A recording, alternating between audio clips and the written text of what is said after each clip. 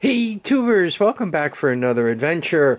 And what you're looking at is an '02 Yamaha Warrior. This was the cheapest one I could find at the time. I have 500 bucks tied up in this thing so far. And where we've been is, the old JB Weld, and we fixed up the side of the case here.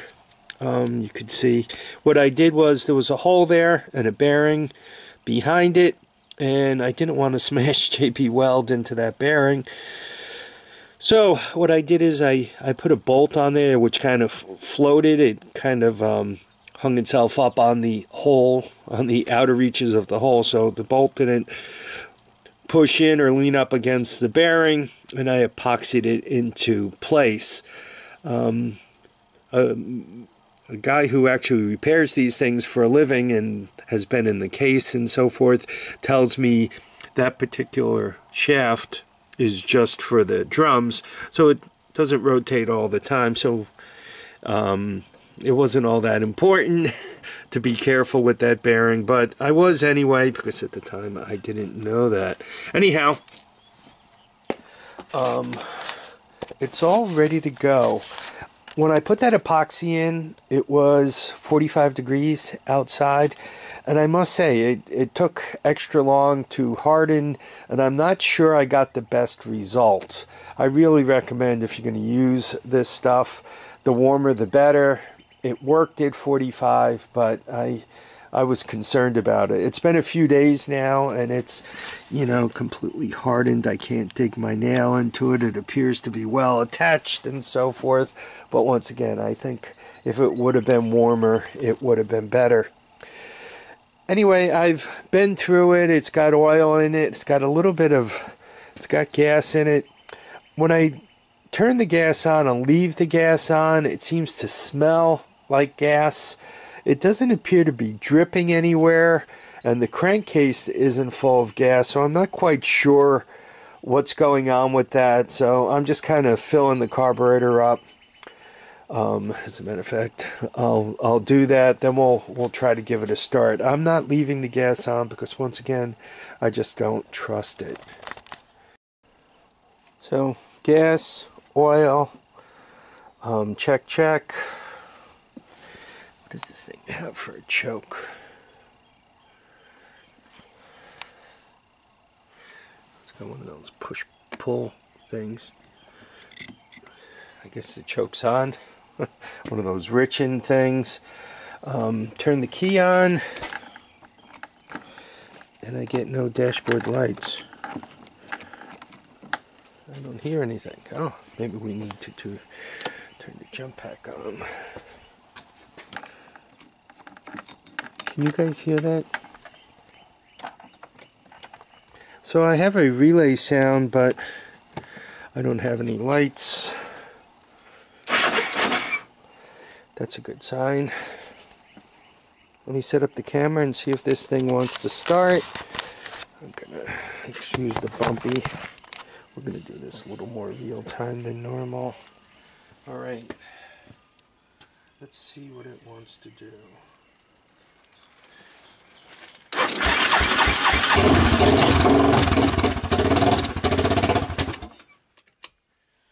Oh, that's a good sign. Choke off.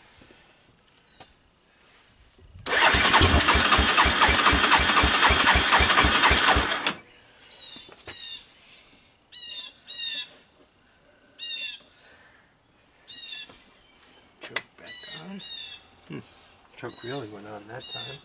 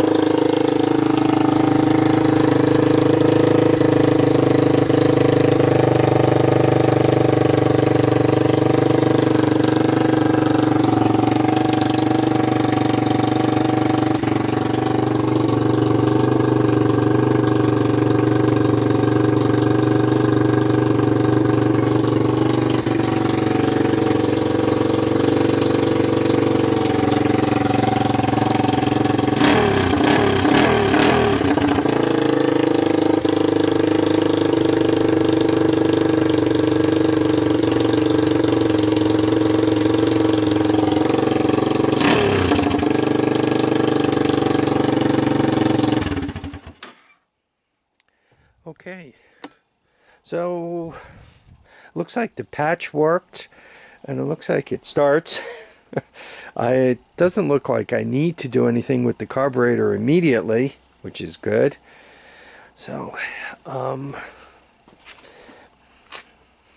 don't know. What do you guys think for 500 bucks?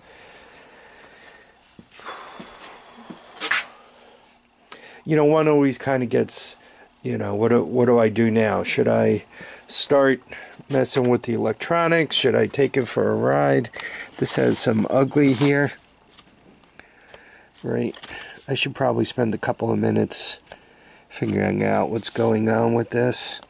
There's also a few wires bypassed. Remember I showed you down here. Some of you guys, I talk about the electronics and I can almost hear you guys beginning to fall asleep. Somebody obviously tampered with it to do that. If you look around right there, right, that's one of these switches. That's I don't know if that's the neutral switch or the reverse switch off the top of my head. Actually, I can't even guess. Right, flip a coin, 50-50. Or it could even be a high temperature. Boy, this is a hot running engine. Turn the gas off. Yeah, I'm not quite sure why it smells like gas. If it's just because it has such a big opening carburetor there without a air filter or air box on it or anything. If I'm just smelling gas because when the bowl fills up, it's a juicy carburetor, or if it's if the float's letting it overfill or what. I mean, it's not dripping, it's not ending up in the crankcase, so I'm not quite sure what the story is. I think the engine's solid at this point. I didn't try popping it a gear.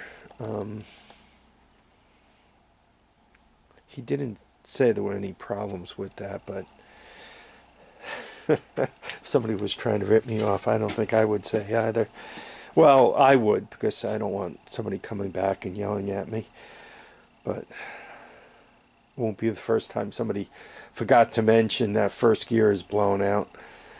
I think I'm going to wrap this up here. Spend a few minutes looking at the wiring. If I find anything interesting, I'll turn the camera back on and, you know, edit it back into this.